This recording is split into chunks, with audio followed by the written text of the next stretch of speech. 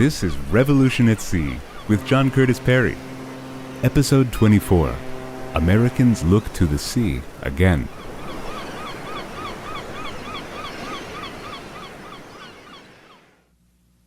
In the early 1880s, a new mood stirs.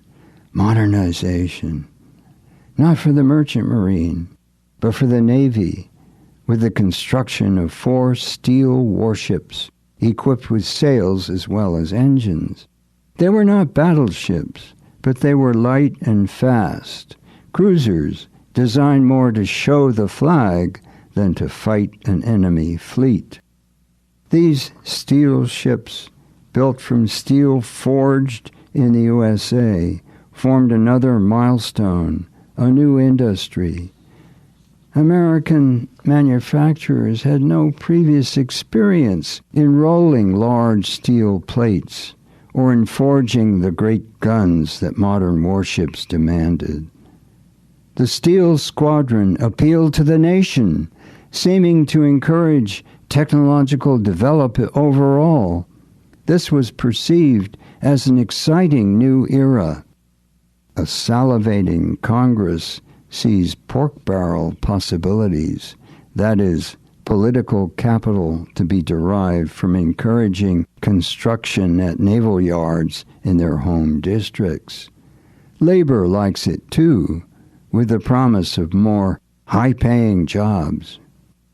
Thus, we already have the germs of the military-industrial complex about which Dwight Eisenhower would warn when he left the presidency, an alliance among military bureaucracy, big business, and organized labor favoring armaments. Today, we could add intellectuals who are committed to an aggressive foreign policy. Thus, there were those eager to have an enemy, the raison d'être for the enterprise. With growing wealth and potential power, American decision-makers begin to weigh the strategic question. Is the ocean a means of protective isolation or an avenue of expansion, the road that the European oceanic powers were progressing? The function of the Navy was crucial to the debate. Should it go beyond protecting trade, patrolling the coast, or controlling piracy, to something more? Was it a symbol of national power, a muscle of diplomacy, a force to exercise in global politics? The USA was already emerging as a global economic power.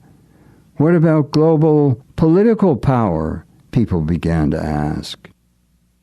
Captain Alfred Thayer Mahan's 1890 book, The Influence of Sea Power on History, has its impact, preaching the need for colonies as well as a battle fleet as the chief instruments of power. The book appeared as the U.S. was becoming the world's largest manufacturer and the world's richest nation. We see a decisive change of the national mood toward imperialism, leading to an interest in overseas colonies. It represents the conjunction of an intellectual elite with a public seared by depression in 1893, worrying about industrial stagnation, with overproduction generating a class of permanently unemployed. This was a time of rapid and profound social changes. Does it sound like today? The nation no longer seems as homogeneous, with a richer ethnic mix, thanks to a flood of impoverished immigrants that many find alarming. The rapidity of change provokes a confrontational mood. At home, this was expressed not only in ambivalence towards immigrants, but also hostility between business and labor. Looking abroad, it reflected the infectious European example, the growing intensity of national rivalries, In Britain, jingoism was coined to describe the mood. In the London music halls they sang, "We don't want to have to fight, but by jingo, if we do, we've got the men and we've got the ships and we've got the money too." Chauvinistic nationalism inflamed increasing race consciousness, fed by notions of racial superiority on biological, anthropological theories now largely discredited.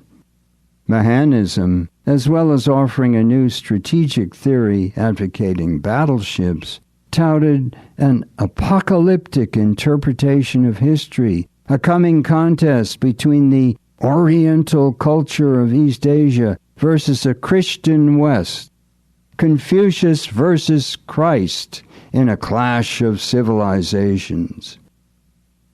Imperialism resounded in the work of philosopher Brooks Adams, scion of the great Adams family, who proclaimed, "A nation must expand or die." He argued that imperialism is natural, necessary, and irrepressible. All this talk fueled raw feelings fanned for the common man by the new penny press, the cheap, mass circulation newspaper embodied by William Randolph Hearst and Joseph Pulitzer. This certainly contributes to American willingness to go to war. In 1896, the GOP rides to power as the party of energy and change, dedicated to advancing economic growth and enhancing national power. But President McKinley was a cautious man and an exceedingly shrewd politician. In his inaugural, he said, "We want no wars of aggression. War should never be entered upon until every agency of peace has failed." This sentiment proved to be more rhetorical than real.